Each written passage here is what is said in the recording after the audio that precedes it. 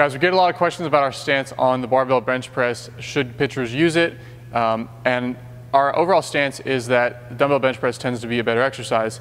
Not only is the barbell bench press a partial range of motion in the sense that as you get down to the edge, for very few guys with their proportions is their chest, their end range of motion, whereas dumbbells allow you to actually sink into the full range of motion that you have through your chest.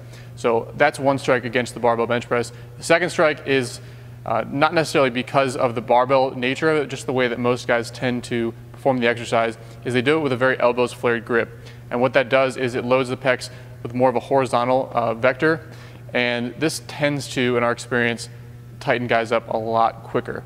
So we'll take in guys who've been on the football team for 2 or 3 years in high school.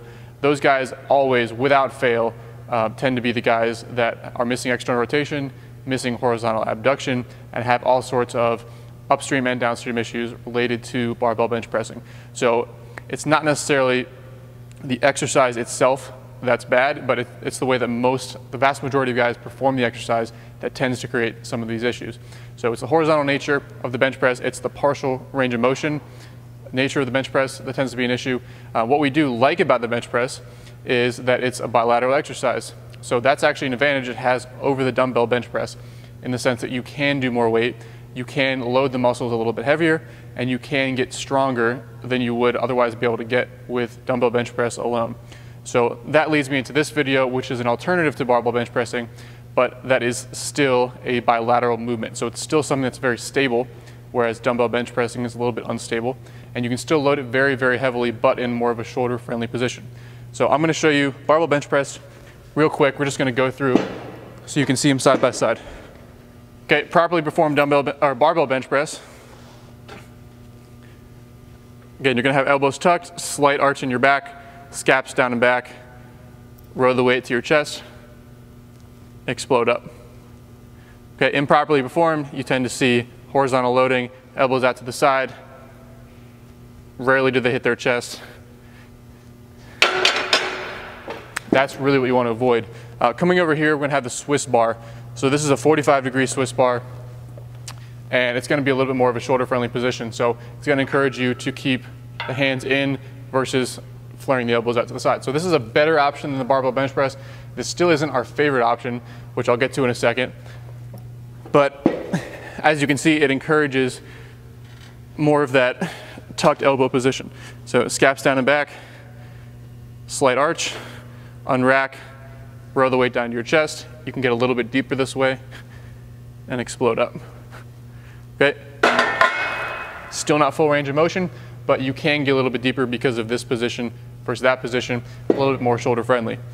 This is actually our favorite bar, and this is a different variation of Swiss bar that actually gives you that extra 2 inches of range of motion at the bottom if you need it. So we have a full neutral grip here, and we have the ability to take our pecs into that end range. So come all the way down, all the way down, all the way down. The bar allows me to get to whatever my end range is. For some guys it might be here. For me, I can go all the way down safely and explode up. So if you do have access to this bar, this is a better option than the barbell bench press. We can stay in that neutral position, we can get a full end range, and it's still a heavy bilateral movement that you can load up really well. So while the cambered Swiss bar is our favorite version of a heavy bilateral upper body press, we recognize that that's not necessarily feasible for every trainee out there watching this video. It is close to a $300 bar. So with that being said, there's a couple cheaper options. If you do have a little bit of money, the Valor Fitness Swiss bar, it's only about 90 bucks. So it's a little bit cheaper option. We don't like it quite as much as the cambered version, but that's still a good option. If you're not gonna buy any training equipment whatsoever, then something like heavy weighted push-ups are another great option because you can still go fairly heavy on them and you can use a neutral grip hand position and still load them up quite heavy. You're just gonna need a partner to do that exercise. And then if you're a guy who is part of a team, organization, whatever, and you have to barbell bench press, just make sure you're doing it properly, tucked elbows, tucked scaps, as deep of range of motion as you can. Don't overload the exercise and just try to ego lift and one rep max all the time. Be smart about it and stay on top of your pec tissue work as much as possible just to minimize any damage that you're doing there as far as mobility limitations.